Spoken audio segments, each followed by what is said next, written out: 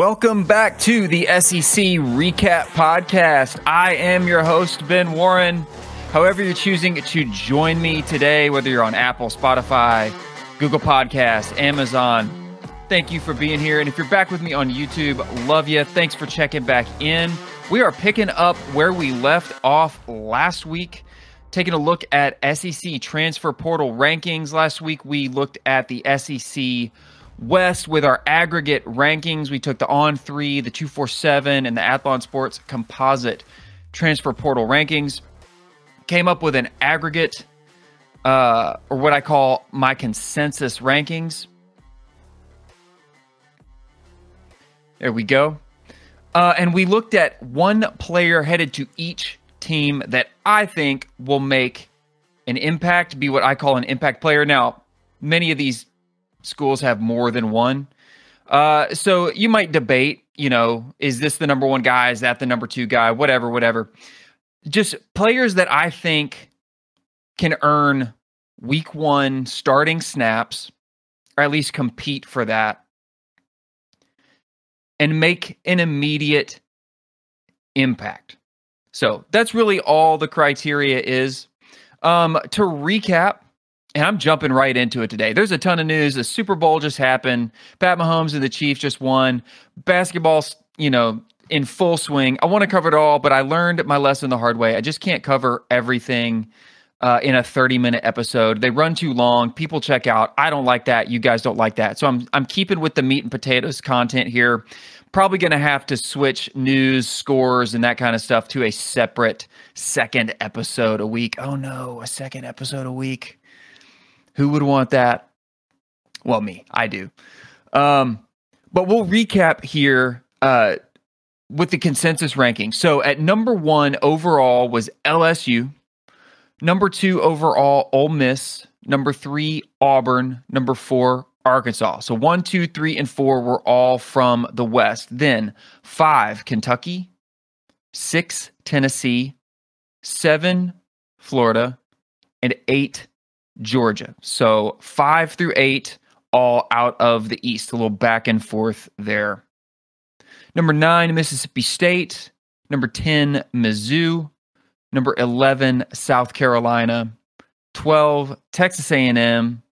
13, Alabama. And 14, Vanderbilt. Now, if you kind of tuned out and you just tuned back in, you're, what? Alabama team. Again, remember, these are transfer portal rankings. These are not power rankings. These are not standings in the conference. These are not conference standings. These are how each team ranks in the transfer portal now that all that is said and done. I've got my SEC East names here highlighted in blue. The West is in kind of a yellow or a yellowish gold. And if you're just listening along, you have no idea what I'm talking about. This is a visual-heavy episode, so you may want to jump on to YouTube for this one. But if you don't like YouTube and you don't want to be on YouTube, go on and head on over to Spotify. I upload every single episode of the podcast as a video episode, so you have the choice, the option on Spotify of listening in audio form or viewing the exact same video that we got going right here on YouTube. So give that a chance. And while you're here on YouTube, hit that thumbs up, smash that like button, sub to the channel. You guys are the fuel that makes this car go. I appreciate it so much. Drop a comment below. Who's your number one player? Who do you want to see? What are you most excited about? Now that the Super Bowl is said and done, it is officially the end of football season. But in my mind, it's just preseason for next season is the way I'm always thinking about it. We got Selection Sunday right around the corner. We got spring ball just right around the corner. My goodness, March Madness is right around the corner. It never stops. Then we're going to be into fall camp. Then before you know it, this 2023 college football season is going to be here. I'm already just getting worked up thinking about it. Okay, guys, here we go. Picking up where we left off. We're now turning our attention to the SEC East. And our first school from the East popping into these rankings is the Kentucky Wildcats at number 5 overall in the consensus. 247 had them at 5. On 3 had them at 4.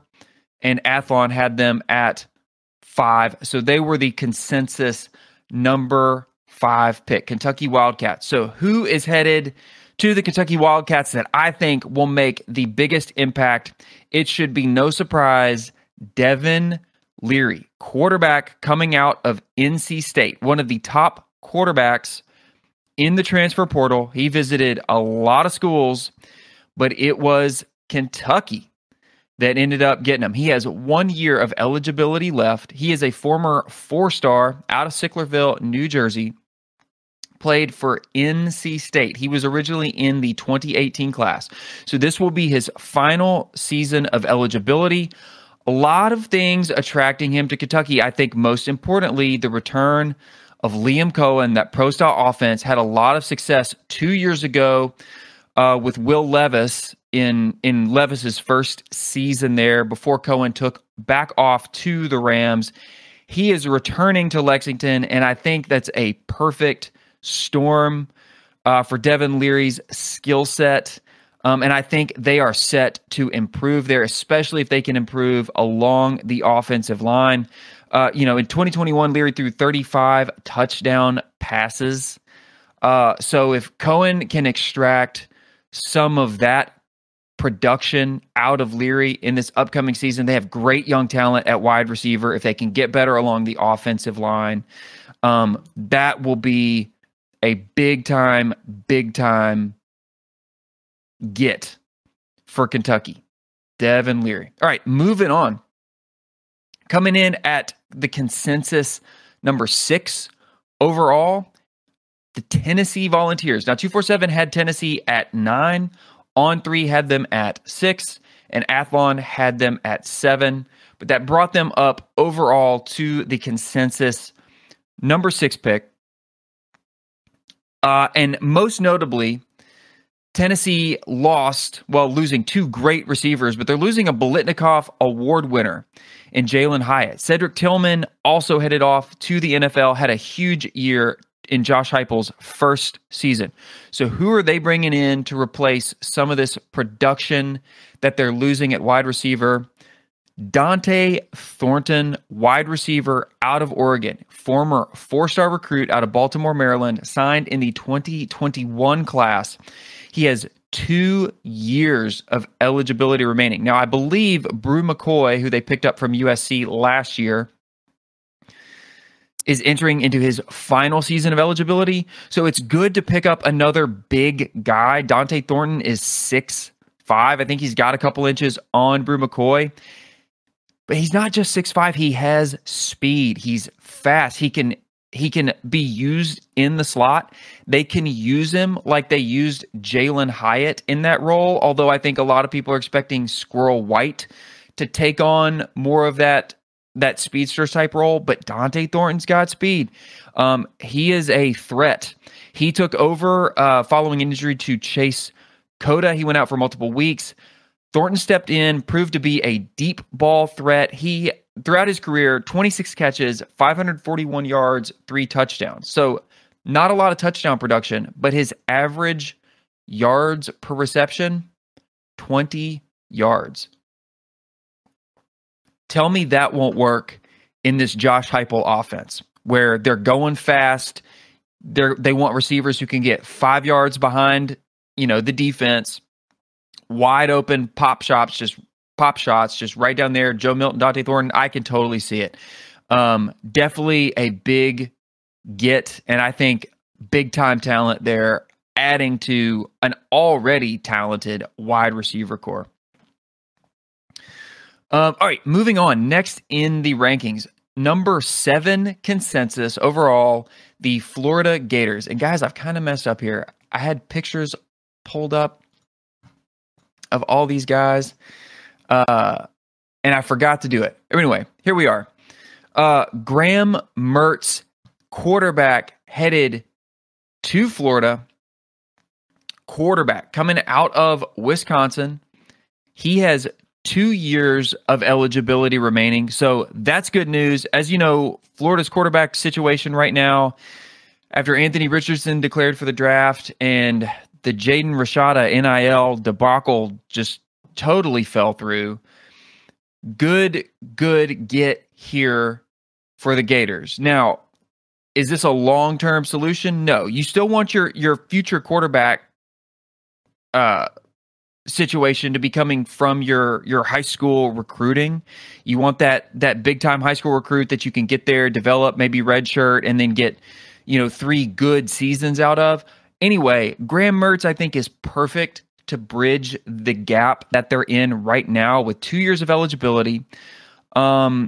And he was one of the highest ranked quarterbacks that ever played at Wisconsin. He had over 4,400 passing yards, 38 touchdowns, and 26 interceptions across 4 seasons at Wisconsin. So, Gators definitely have one of the most urgent needs at quarterback. But I think Graham Mertz is the perfect guy to step into that role this year. 4-star recruit out of Mission, Kansas, signed in the 2019 class, 2 years of eligibility. He will help get them to that next player, that next big recruit, whoever that is, whenever that is. All right, next up, number 8 consensus overall, the Georgia Bulldogs.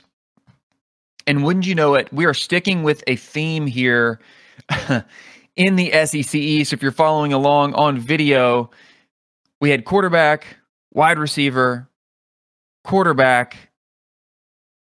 And that's right, we got another wide receiver here for our impact player, none other than Dominic Lovett. He will be headed to Athens to help out Georgia, who lost a few big-time producers there at the wide receiver position. Now, Georgia is not hard up for talent by any means, but Dominic Lovett, one of the more talented receivers in the SEC, period, coming over from Missouri. He had 56 receptions for 846 yards. So he was the team leader for Mizzou there, along with 3 touchdowns. He was 7th among SEC receivers in receptions per game at 4.7 and 3rd in receiving yards per game. So don't be shocked if he blows those numbers out of the water next year. This guy is a former 4-star out of Belleville, Illinois, has 2 years of eligibility remaining. We'll see what happens after this year, but if they can get 2 more years with Dominic Lovett, I am sure that they would love that. Next up on our list, skip it to number 10 in the consensus rankings, Mizzou Tigers. Now, Mizzou has lost a fair amount of talent. Guy I just mentioned, Dominic Lovett, he is headed down south to Athens. So they need help there at the wide receiver position to kind of replace. Now, they still have Luther Burden, very talented, but you can't just have one guy. You got to have a room. And so they are picking up Theo Weiss. He's got 2 years of eligibility. This guy is a former 5-star out of Allen, Texas, signed to Oklahoma in the 2019 class, has 2 seasons of eligibility remaining. So he is coming off of a 4-year career at Oklahoma. He had 64 receptions for over 1,000 yards and 10 touchdowns. Now, his best season was when Spencer Rattler was there in 2020. 530 yards, 37 receptions, and 4 touchdowns that year. So not sure what kind of numbers to expect from him in Mizzou's offense. We'll know a little bit more after spring ball and as we get into fall camp. But regardless, good pickup there for Missouri. Former 5-star. He's got a lot of experience as well.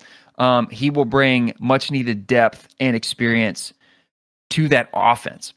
All right, next up, Trey Knox, coming from Arkansas, headed over to South Carolina. The Gamecocks are our number 11 in the consensus rankings. So Trey Knox tight end, big-time talent there. For his final year of eligibility, will be headed to Columbia, South Carolina. Former four-star recruit out of Murfreesboro, Tennessee, signed to Arkansas in the 2019 class. And listen, South Carolina lost a good tight end, Jaheim Bells. They've lost a few positions, but this is a good pickup. Experienced tight end, great pass catcher, 6'5", 245 pounds. Replacing Jaheim Bell, who left for Florida State, and should get big targets from Spencer Rattler. You got to kind of like that connection there. Spencer Rattler now a little more experience. You've got an experienced tight end. This is all kind of setting up for a career season for Trey Knox to possibly propel him into the NFL. Under a new offensive coordinator, Dow Loggins, will see how he's utilized, but you got to feel pretty good about that one if you're a Gamecock. That's a good pickup. And guys, last on our list here, number 14 in the consensus rankings, the Vanderbilt Commodores. Now, they didn't pick up many people. In fact, I think this might have been the only one, at least it was when I was putting all of this together. Vanderbilt has stricter academic requirements. It makes who they can get in the transfer portal a lot stricter. But they picked up Aeneas DeCosmo, edge rusher defender. Well, really a pretty versatile defender. Got him listed as linebacker here, but can pass rush. He should pretty much step into an immediate role. He's coming over from Stanford. Not sure entirely what that role is going to look like yet. Like I said, a versatile guy, can play linebacker, could probably help in the pass rush. He's got 2 years of eligibility, former 3-star out of Oradell, New Jersey, signed in the 2019 class. He will be a help no matter which position he ends up at there in Nashville for the Vanderbilt Commodores. So guys, let me recap top to bottom here. Now that we've been through our SEC East impact players, let me run through all of the rankings again with the impact players and look at a little pattern we got going here and what the difference is between the West and the East. So back at number 1 overall, we had LSU, impact player Denver Harris, cornerback, coming over from Texas A&M, former 5-star, 3 years of eligibility remaining. Number 2, Ole Miss, Monty Montgomery, big pickup, linebacker, former 3-star out of Georgia, played at Louisville, signed in the 2019 class, coming in for his final year of eligibility. Number 3, Auburn, Avery Jones, interior offensive line, got a year of eligibility left, former 4-star out of Havelock, North Carolina, played at East Carolina. We've played at University of North Carolina before that, signed in the 2018 class. Number 4, Arkansas, Trajan Jeffcoat, defensive line, 1 year of eligibility, former 3-star out of Columbia, South Carolina, coming over from Mizzou, signed in the 2018 class.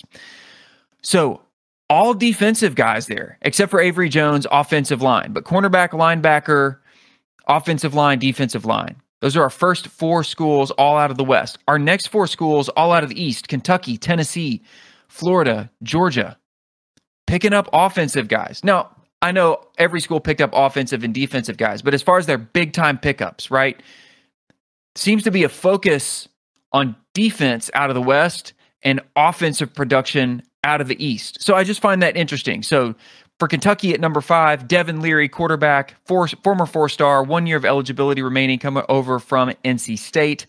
Number 6, the Tennessee Vols, getting Dante Thornton out of Oregon, 2 years of eligibility remaining at the wide receiver position, former 4-star, signed in the 2021 class. The Florida Gators at number 7 are getting Graham Mertz at quarterback, coming down from Wisconsin, former 4-star in the 2019 class, has 2 years of eligibility remaining. Georgia Bulldogs at number 8, getting Dominic Lovett from Mizzou, signed in the 2021 class as a former 4-star. He has 2 years of eligibility remaining. Going back to the West, number 9, Mississippi State Bulldogs, Kamari Rogers, cornerback coming over from Miami, coming back home to Mississippi. 4 years of eligibility remaining there, and a lot of talent, a lot of talent signed in the 2022 class as a 4-star. They will utilize him for sure. Then at number 10 again, Mizzou, Theo Weiss, wide receiver coming over from Oklahoma, signed in the 2019 class as a 5-star. 2 years of eligibility remaining there. Then, as I mentioned, Trey Knox headed to Columbia, South Carolina for the Gamecocks, who clock in at 11 in our rankings. 1 year of eligibility remaining, former 4-star. Number 12, Texas A&M Aggies getting Sam McCall at cornerback. 3 years of eligibility remaining, former 4-star recruit. Played at Florida State, signed in the 2022 class. Alabama, number 13 in our rankings. CJ Dupree, tight end, replacing Cameron Latu. Former 3-star out of Maryland. Very productive at Maryland. 3-star in the 2021 class. 2 years of eligibility remaining. And then finally ending up there at Vanderbilt with Aeneas DeCosmo, linebacker, getting 2 years out of him. Played at Stanford, experience on the defense. So, guys, there you have it. There are our transfer portal rankings. This will be up on the website, as will this episode, and all of our content, secrecap.com. Don't forget to follow me on Twitter at secrecap. And while you're here, before you go, smash that like, smash that thumbs up, subscribe to the channel, subscribe to the podcast on Apple, Google, Amazon, wherever you prefer to chug your podcasts. We are there. Drop me a comment in below this video. Let me know who your impact player is. Who are you excited about? What are you excited about? And guys, I will catch you all on the next episode right here on the SEC Recap Podcast. Have a great one.